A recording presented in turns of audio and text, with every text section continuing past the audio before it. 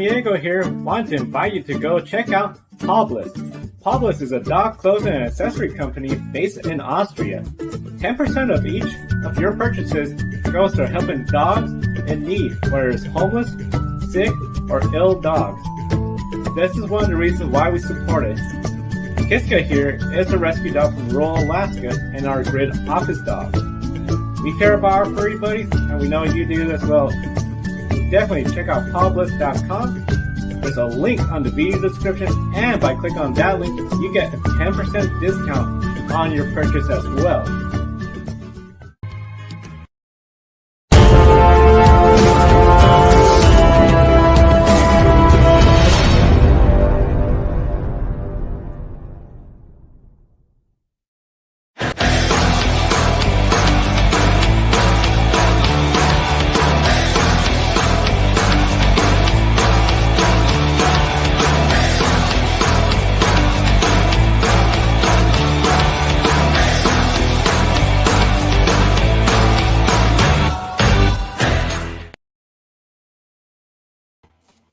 Good evening and welcome to Grid Live Wrap Up. I'm Cubby Lambert from the Podium Finish. With me is Ben and special guest Lucas from the Green Flag Podcast. We definitely encourage all of our viewers out there to share your questions and comments in the chat room below. We're going to start off with the Formula One race of the year. Up to this point, the Azerbaijan Grand Prix. All right, the circuit that a lot of fans call the Talladega of Formula One. I think I even saw some people saying Baku Dega, things like that this week. Another unpredictable race today for Formula One. I know our co-host Joe predicted that Sergio Perez could win based on his past performance, and that's exactly what he did. However, we also came away with a lot of questions surrounding the Pirelli tires. There were two tire failures today.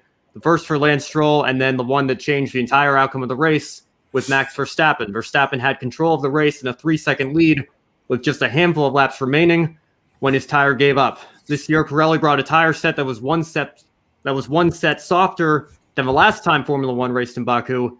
The estimated tire should have lasted about 40 laps.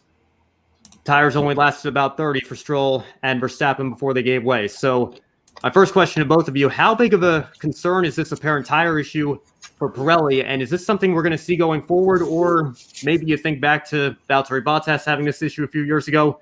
Is this just something that comes with the crazy nature of the Baku City street circuit? For me, they went down a seed tire compound for this year, so I wouldn't be overly concerned if I'm Pirelli or one of the competitors out there, just based off of that fact. It was a new kind of extreme. It was kind of going into the unknown. Nobody's going to do a 30-plus lap run in practice, so it was very much, an unexpected factor in today's race. Obviously, you never want to see something like that at such high speeds, but for Stroll and Verstappen, that was obviously a tough luck break, and I think it's probably just going to be the unique nature of this specific race. I don't foresee any tire punctures or anything like that in the future when it comes to Pirelli. They've done a fantastic job over the past couple of years with giving safe compounds to every single team, and sometimes they've been overly criticized for giving us too hard of a compound. They went maybe just a little bit a touch too far on the softer side of things this year around. Yeah, I definitely think Pirelli went a touch too far, like you said. And Pirelli did respond to the tire blowouts with Lance Stroll and Max Verstappen, saying that it was debris on the track that caused that. I know it was very windy out. Personally, I didn't see any like major debris, but what do I know, guys? And it was, yeah, like I said, it was really windy out there. I'm sure Pirelli, like they said, they're gonna do a full investigation into this issue. But like you said, Lucas, I'm not gonna be too overly concerned about Pirelli moving forward. They tried to make the tire work here the last 40 laps, but really only around 30 is a really unfortunate issue. And I'm sure they're gonna look at all the data. And next year when we come back to Baku, it'll probably be something totally different to make sure that something like this doesn't change the outcome of the race. Yeah, and that blown tire for Verstappen looked like it was going to give the points lead to Sir Lewis Hamilton. It was going to be a 28-point swing. Lewis gaining 3 points after Verstappen obviously fell out of the points with Lewis running in P2 at the restart. But going into the first corner, Hamilton even said on the radio, it's a marathon, not a sprint. You thought maybe he was going to take it a little bit easier, but he got a great restart.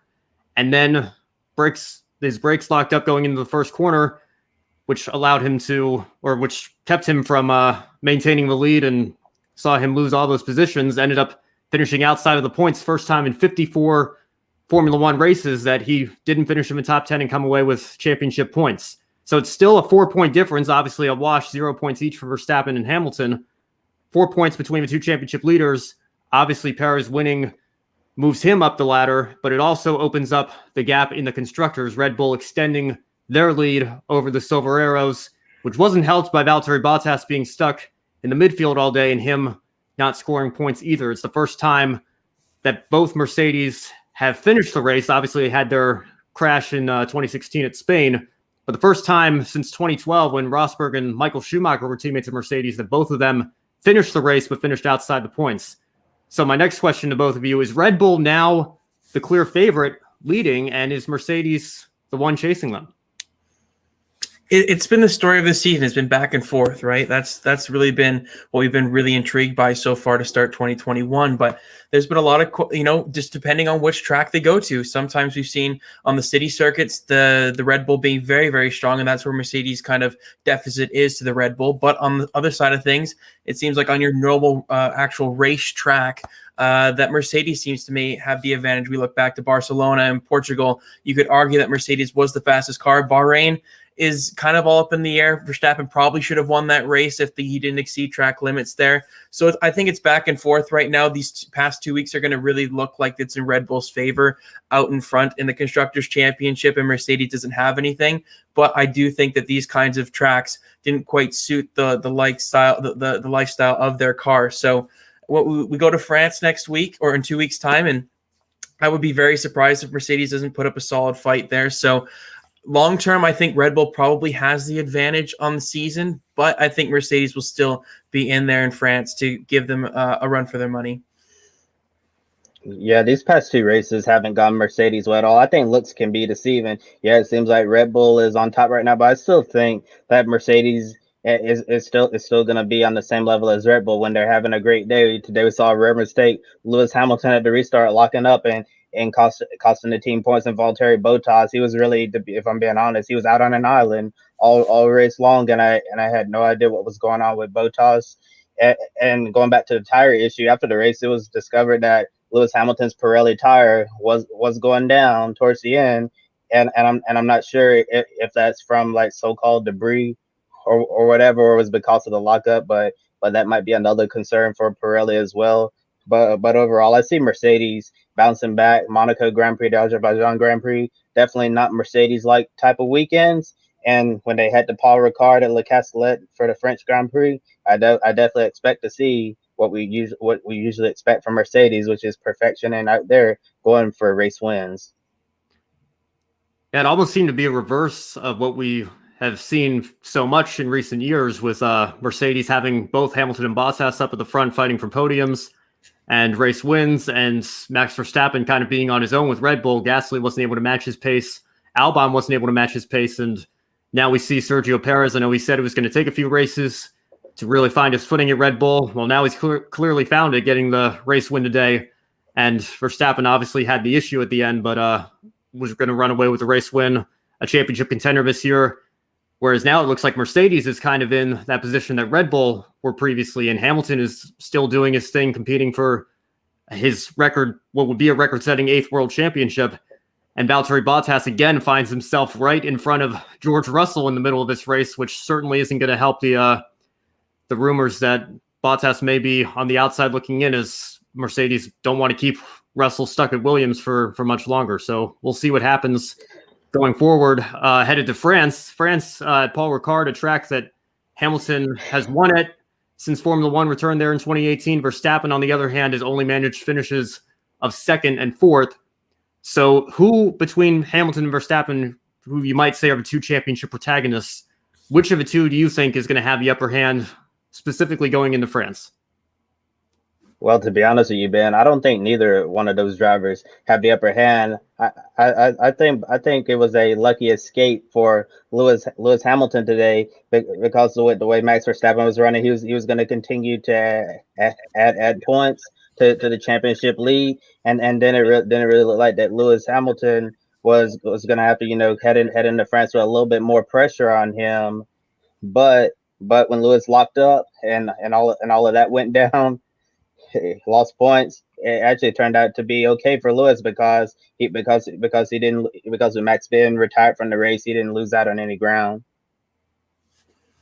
It's tough to say, really. Like I said, I think Mercedes probably their car suits the Power Card circuit a little bit better than the previous two races this season. But I think Verstappen has just been on another level. Despite what happened to him in today's Grand Prix, you can't look beyond the fact that he has just been on another level. Hamilton looked very strong in the early portion in the first 4 rounds, but Verstappen was right there, top 2 finishes consistently. So I would say that the Dutchman has a little bit of an upper hand, but it's very, very slight. It can flip like a switch just like that. I could see Mercedes coming back after 2 poor weekends in a row. It's going to be difficult for them to have a third. That's very uncharacteristic from what we've seen over the past 7 years from Mercedes. So I would expect a bounce back weekend, namely from Valtteri Bottas. I mean, he's just been snake bitten, it seems, this entire season. So that'd be huge for them if they can get a double of the Mercedes duo being right up there challenging Perez and Verstappen, with Perez seemingly getting a little bit more confident in the car after today's victory. But if I had to give the advantage, I would go with Max Verstappen going into the French Grand Prix. All right, well, the June 18th through 20th French Grand Prix weekend taking place on the summer solstice in 2 weeks' time. And that leads right into a triple header with 2 races coming up in Austria following France. Any final thoughts on the race from either of you?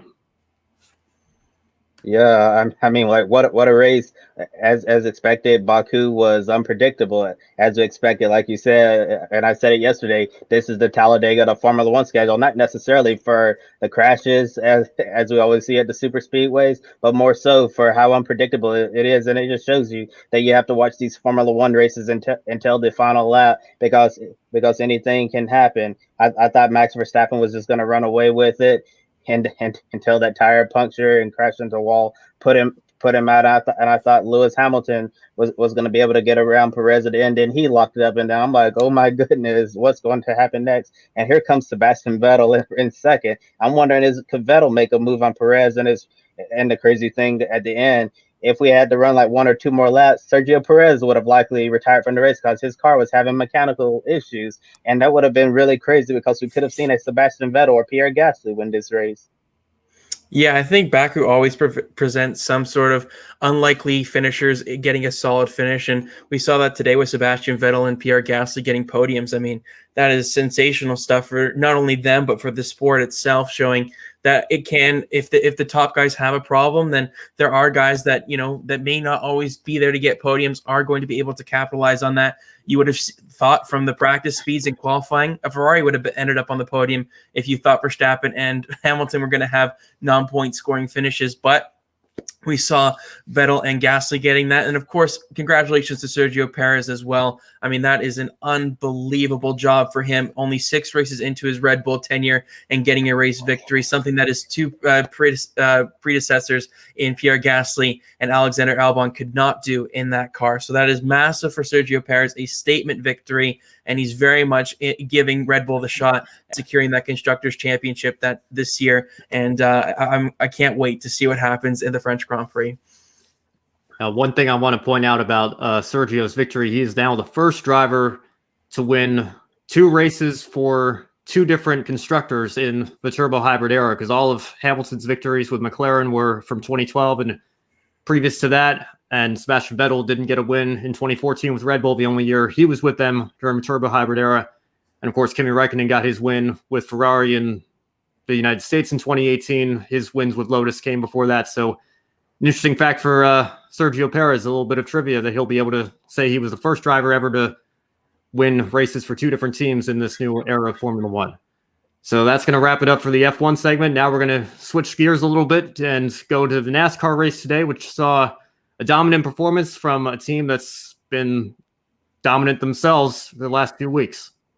Yes, definitely. Hendrick Motorsports is on a roll right now. Nobody had an answer for Kyle Larson. Young Money dominated the show today, winning at Sonoma Raceway. Chase Elliott, Martin Truex Jr. tried to take the fight to Kyle Larson, but their efforts weren't enough to prevent the California kid from winning at his home track. This is the 2nd consecutive win for Kyle Larson and 3rd win of the 2021 NASCAR Cup Series season. This is the fourth consecutive 1-2 finish for Hendrick Motorsports, and this is the second time in NASCAR history such a feat has been accomplished. Is Hendrick Motorsports starting to run away with the season, winning 6 out of 16 races so far? Well, you know how I feel about the playoffs, Kobe. But given the nature of the playoffs, I think it's impossible to say that somebody's running away with the season when we're not even halfway to the finish line yet.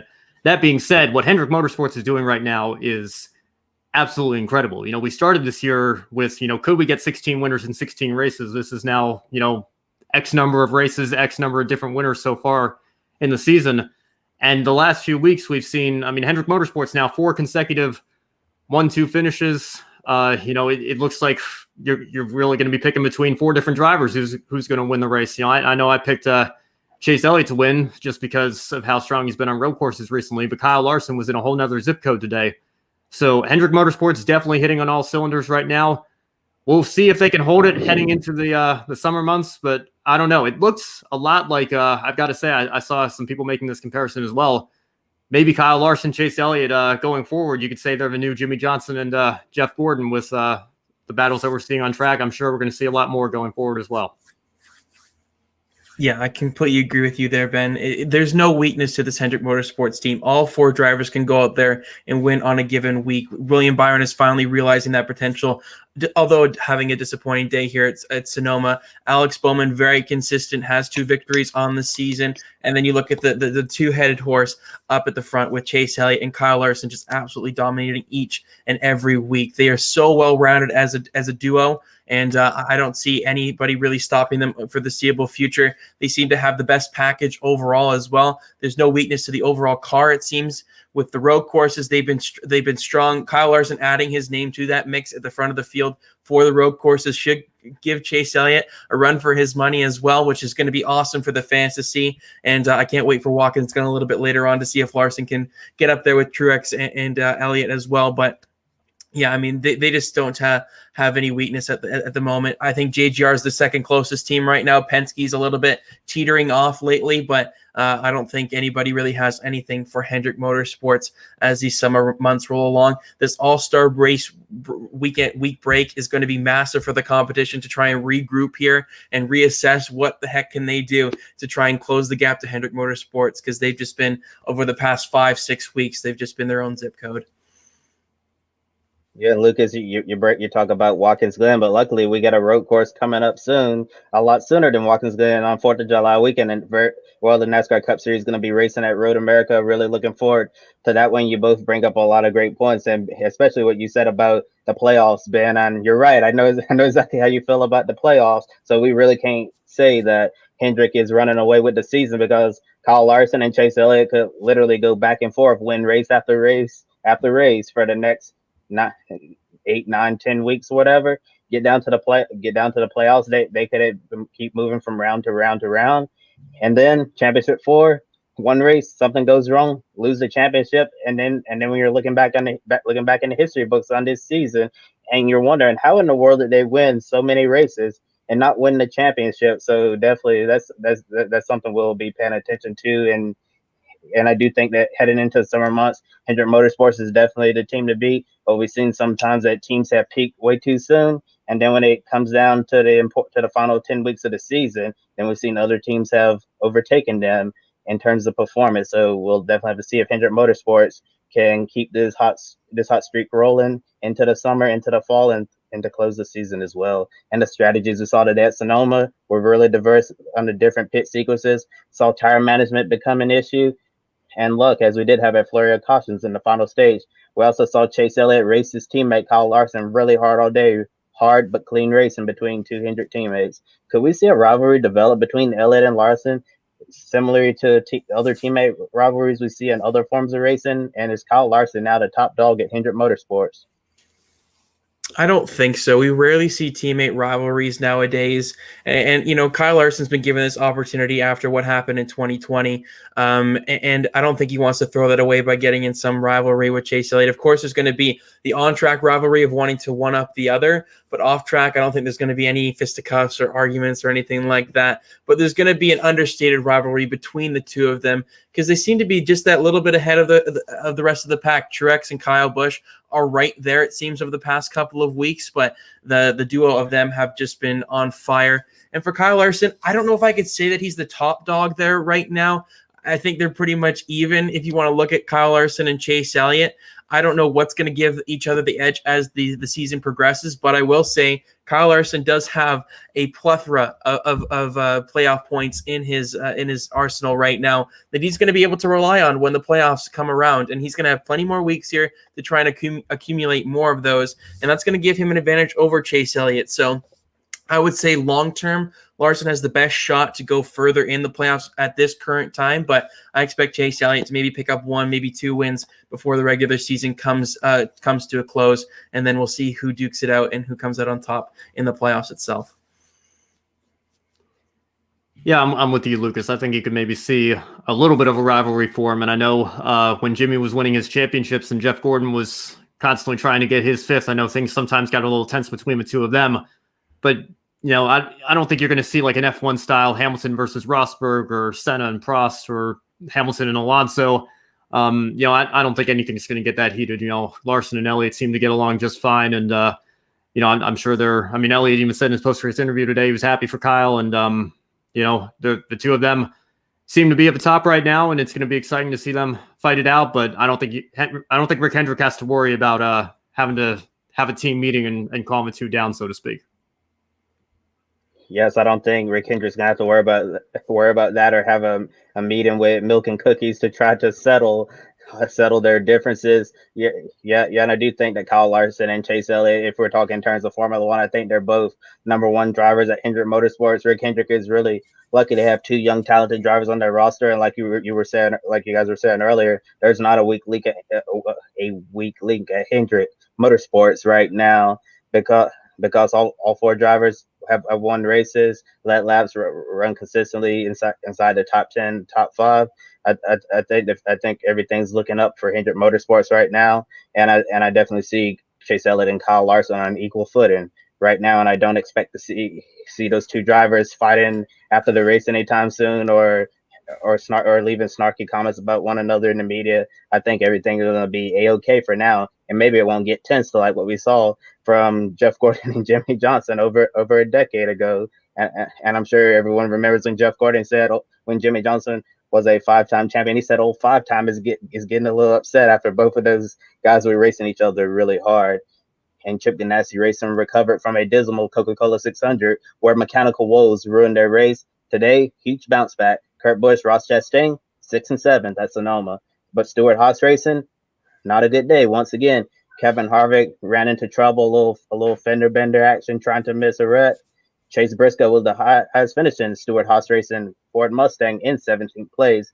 Can any of the SHR drivers salvage their season with only non-regular season races left? I mean, all you have to do is win a race and you're in the playoffs. Yeah, that's a good question. I think SHR is just not at the top of their game or nowhere near the top of their game. This is not the Kurt Busch and Tony Stewart and in that kind of era when SHR was kind of at its peak. Kevin Harvick, of course, had a tremendous season last year and has been a championship threat for many, many years. But I just don't quite see the speed out of that 4-car. And the fact that he's the leading SHR car on most given weeks, this one being an exception after having some difficulties there in that third and final stage. But the rest of his teammates, sure, Chase Briscoe, a rookie, had a great Xfinity Series season last year, but you expect him to take a little bit of time. Most rookies do. I'm not going to get too down on Chase Briscoe, but for Cole Custer and Eric Almirola, I don't know what the heck's going on with them. Eric Almirola's had some of the worst luck you can ever imagine right now, but I don't know if they're going to get their season turned around, really. I think it's going to take a fluke victory, maybe in that Daytona regular season finale. Harvick could potentially win Michigan because he seems to be the dominant car around there, but beyond that, I don't know if SHR is going to go far in the playoffs with Harvick because he's going to point his way in. There's no doubt about that, but there's no way any of the other 3 are going to be able to point their way in. And if they win a race, it's going to be an absolute fluke. It's going to be worse than Cole Custer's win at Kentucky last year on that 2-lap shootout there. But I don't think SHR is going to have a very successful rest of the season. These last 9 races are going to probably be painful for the three remaining guys that are outside the playoffs looking in. And for Kevin Harvick, I'm curious to see if Rodney Childers and him can figure out a way to get the 4-car into victory lane at least once this season. Yeah, well, it's the playoff system we have right now. When you're in, we could see lightning strike at the perfect time after an SHR car stays out of the pits, and then they can't restart the race. They win the race, and then they're in the playoffs because it's when you're in. So, it's still too early to count them out entirely. But I think realistically speaking, I would be very surprised if a Stewart-Haas car won the championship this year. Even Kevin Harvick, who, like you said, had a dominant season last year. We certainly haven't seen the 4-car at that level so far this season. I think he'll make the playoffs, whether it's on points or getting a win. I think he's probably the most likely SHR car to get a win this year. But, they've got two young drivers in Cole Custer and Chase Briscoe, who's a rookie. And by the way, I want to give Chase Briscoe congrats. He did win the ARCA West race yesterday, which is a positive momentum boost for him. I know he wanted to get the laps in at Sonoma, so good job for him on Saturday. But, you've got to expect that it takes some time to – when you're a rookie in the Cup Series, we're seeing it now with talking about Hendrick. William Byron, had a very slow start to his 2018 season, was very young when he got promoted to Cup.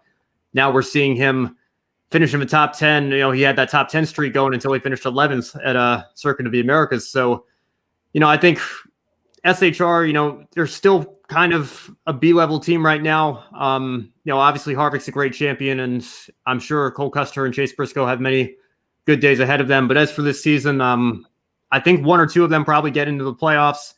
Don't see them winning a championship.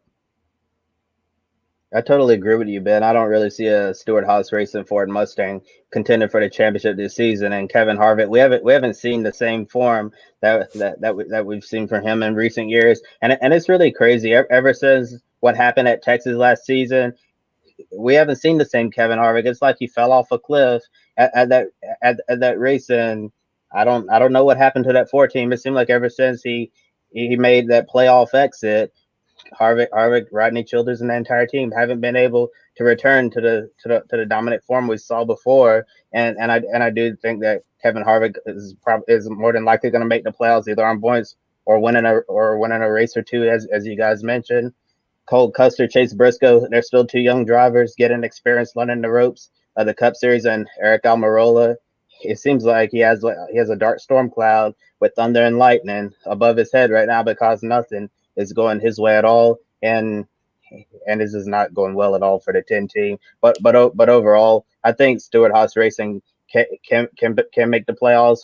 Definitely with Harvick. Maybe another car could sneak in and score a fluke win, as you said. But right now, like everyone else, chasing Hendrick Motorsports in the NASCAR Cup Series. And switching gears now to yesterday's Xfinity race at the Mid-Ohio Sports Car Course, we saw lots of hard racing and contact, but ultimately victory went to AJ Allmendinger, who ended up tying Marcus Ambrose for most road course wins in Xfinity history at 5 apiece. It was a big day for Colleague Racing because it's a home track for team owner Matt Colleague. Ohio native and Indy 500 winning team owner Mike Shank was also on site in the pits with Colleague Racing to see his longtime friend AJ Allmendinger win in person. Ben, you've been following AJ Allmendinger's career very closely for a long time. Do you see a different mindset in him now compared to his previous stint in Cup? Let me tell you something, Kobe. I see an AJ Allmendinger that I haven't seen in a very long time. And like you said, I followed this guy from when he came over from Champ Car and was struggling so much to qualify for Red Bull, kind of broke through with Richard Petty Motorsports. And then he gets his big break at Penske and then has the failed drug test and kind of has to start at square one again and gets to come back with Roger and lead laps at the Indy 500, gets some starts with Phoenix, breaks through again with JTG Doherty, and gets his Cup win at the Glen. And then, he kind of found a home there. And, I think he just got burned out and tired of racing a full 38-week schedule in midfield equipment and knowing that he really only had 2 or 3 good chances being road courses to get a win at in the Cup Series level. And so he steps away in 2018. I remember in 2015 he signed like a 5-year contract and didn't even get to see that all the way through because they brought Ryan Prix on board. Stepped away, and in 2019 I remember thinking, what's he really going to be doing this year? Because he's going to run the 24 Hours of Daytona, which he does almost every year. He was doing some TV stuff with NBC.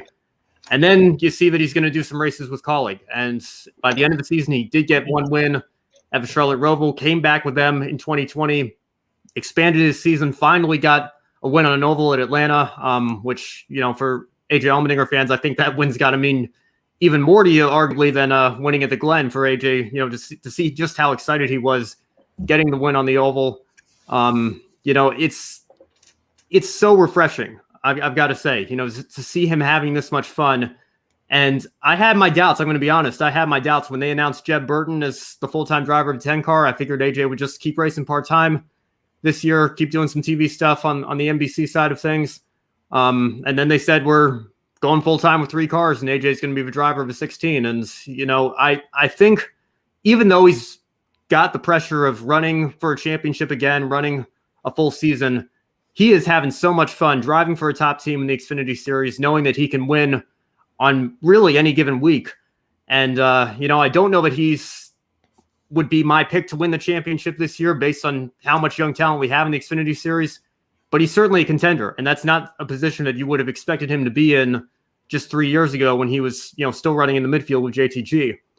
And, getting the win at Mid-Ohio this week, I think is awesome for him, to be able to continue to add to his resume. I think I saw something this weekend that kind of surprised me. I think he's the all-time tied now for the all-time lead in Xfinity wins on road courses, which is kind of hard to believe because I feel like he hasn't been in the Xfinity Series that long, but he's won so many of them already. I think what AJ's doing is great, and there's talks with Colleague expanding their program to run a full Cup Series schedule next year, and we've seen AJ come back and do some Cup races on the road courses this season. I'm sure he would have been in Sonoma this week had the Xfinity Series not been out at Mid-Ohio. People are saying Colleague should put AJ in the car. It's a no-brainer. And I'm going to be honest with you guys. I don't even know that I want that for AJ because I would be worried that, you're seeing it now with Trackhouse in 2311. I think they're having good races here and there. Trackhouse in particular, I think, has been very strong on given race weekends. Daniel Suarez had a great run today. But it takes time, when you build a new Cup program. Even Hendrick Motorsports, which now holds the record for most wins in the Cup Series, they didn't come into Cup right away at the level that they're at now.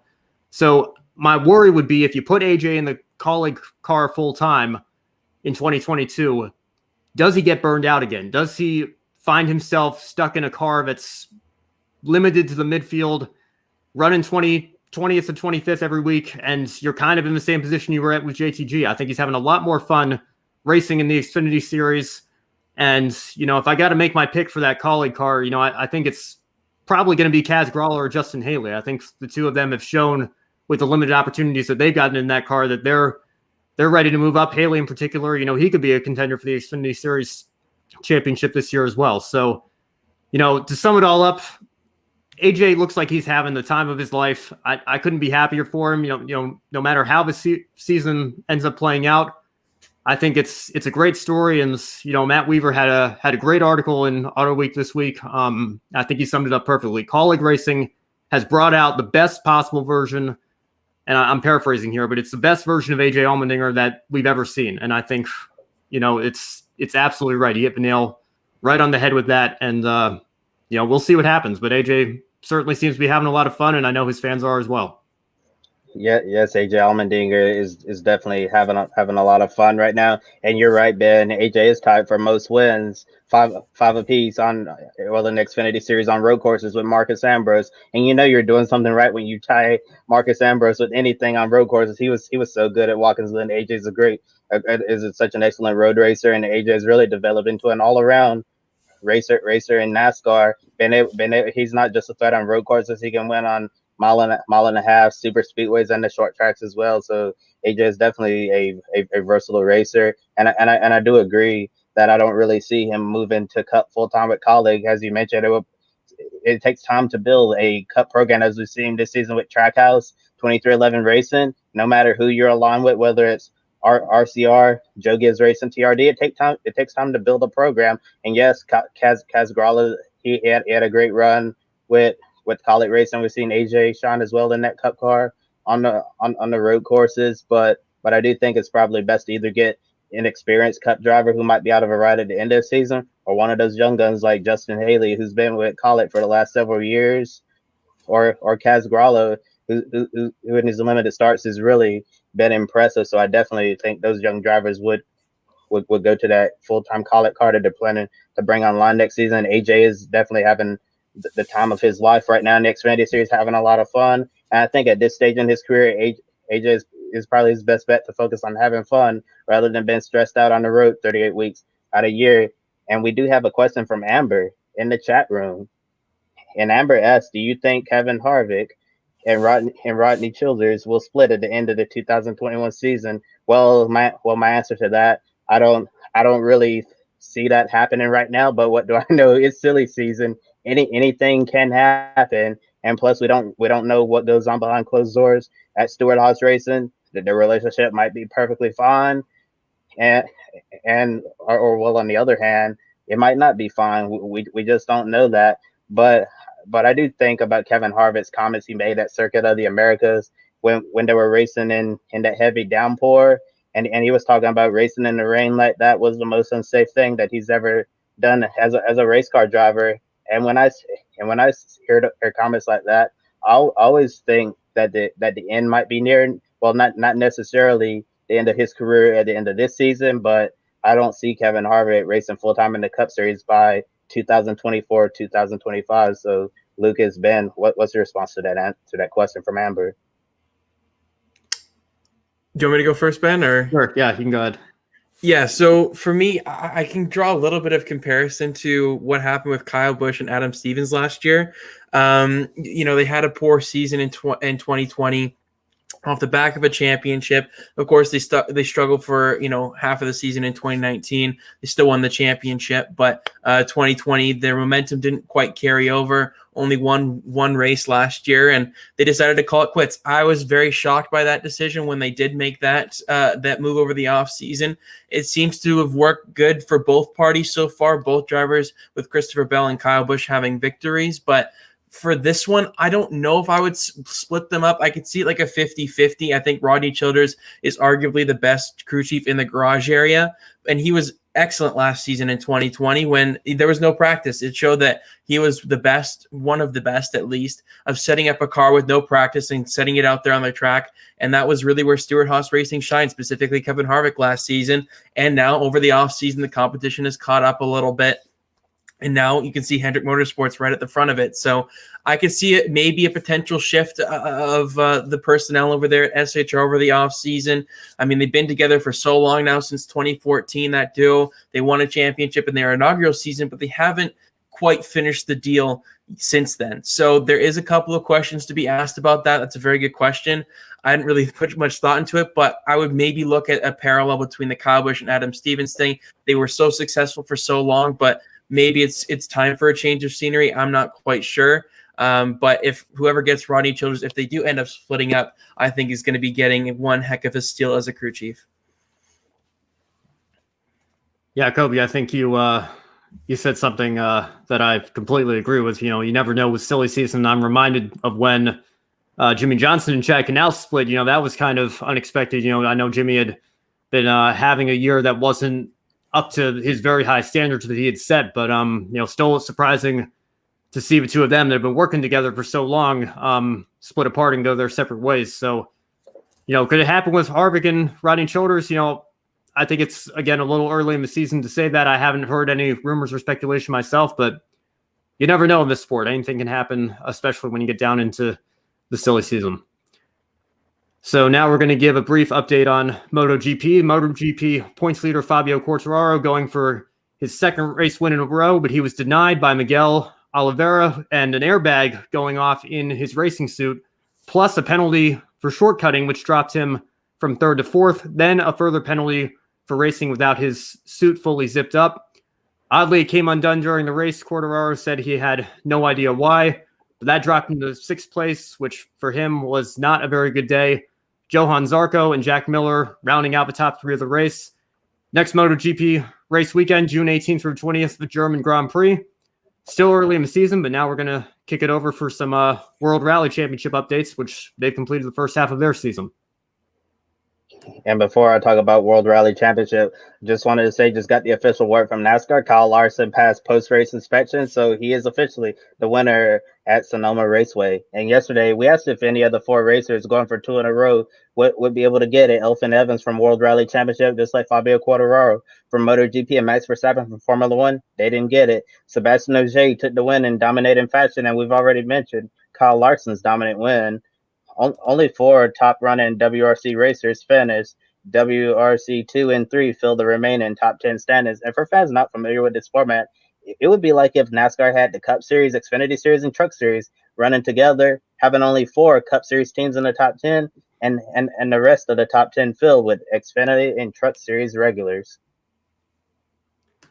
And now shifting gears to the grid ranking, Kyle Larson, with his dominant performance today, he is the biggest mover in the grid ranking, up to 4th place. Chase Elliott gets into the top 10 as well, the strong 2nd place run today, knocking Denny Hamlin down to 11th. Fabio Quartararo slipped down as Neuville secured his 4th, 3rd place finish. And of course, Max Verstappen and Lewis Hamilton, with their issues today, they both dropped down since neither one finished in the points over in Formula One. Tomorrow we'll have an update on the Grid World Motorsport League. And now it's time for the one shining moment. Yes, definitely. Great one shining moment. And since Lucas, this is your first time on the Grid Live wrap up, we really appreciate you yesterday making your Grid Network debut here on Grid Live pre-race. And since this is your very first weekend with Grid Network, we'll let you go first. So what was your Grid one shining moment from this racing weekend? Thanks, Kobe. For me, it's Sebastian Vettel finishing P2 in the Azerbaijan Grand Prix. Aston Martin getting their first career podium as a constructor in Formula One. Of course, the then Racing Point and everything, but they've rebranded obviously to Aston Martin. But for Sebastian Vettel, finished P5 in Monaco in the previous round, finishing P2 here in Azerbaijan. An absolutely incredible performance, and it was no fluke that he was actually up there by raw pace and a great strategy by Aston Martin. He went long on the soft compound tire early on in the race, and that allowed him to really compete in that midfield, had pressure hard compound tires in the final stages of that race as well. Very deserving of at least a top 5 finish before the Verstappen incident. I can't not give the shining moment to Sebastian Vettel and Aston Martin on their incredible accomplishment for getting a podium on the streets of Baku. Looks like we have a comment from the chat room. Amber JJ saying Larson victory, I guess, is their one shining moment, and certainly a good pick there. Of course, a dominant performance from Larson today at Sonoma. I'm going to flash back to yesterday and give my one shining moment to Bridget Burgess, who's a driver in the Arca Menard Series West. She drives for a very small family-run team with her mother, Sarah, and last season tried to run the full schedule, ended up having to get some assistance from Bill McAnally. They were driving a car that was 13 years old, built all the way back in 2007, struggling to so much as get a new set of tires each weekend. They've got a much newer, updated car this year, and Bridget had a great run this weekend at Sonoma, worked her way all the way up into the top 5 before getting spun out and then rebounded to come back and finish 8th. A great day for her and that team, and I'd say look for them to continue to build upon their program as the season continues.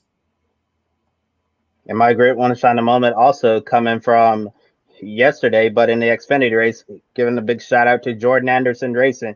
Three weeks in a row, 3 top 10 finishes. Really impressive for a team that's basically been shut out from competing in the Xfinity series ever since the little fiasco at Daytona where it started to rain. They didn't have any owners points to fall back on, and so therefore that team could not participate in the race because they did the little formula thing to set the starting lineups, and Jordan Anderson's team simply just didn't have the points to be able to run the race.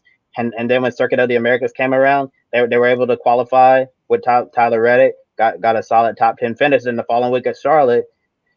They got to be a part of that race as well. Another top 10 finish. However, heading into this race weekend at Mid-Ohio, they still didn't have the necessary owners points to be locked in. But however, all previous winners in the Xfinity series during the season, they're locked in to every race that they're in. So Jordan Anderson, with a real slide move, which really shows his awareness, put Josh Berry in at number 31 Chevrolet. And since Josh Berry, after that spectacular win at Martinsville, he's locked in. and that was a real smart play of Jordan Anderson. And Josh Berry, this was his very first road course start at Mid-Ohio and comes away with a top 10 finish. It just shows you his talent level. And I think that this is definitely a huge grit one shining moment for Jordan Anderson because now Jordan's going to be locked into the races moving forward. All right, well, that about wraps it up. Lucas, we want to thank you again for joining us from the Green Flag. Do you have anything to plug coming up this week on the Green Flag podcast?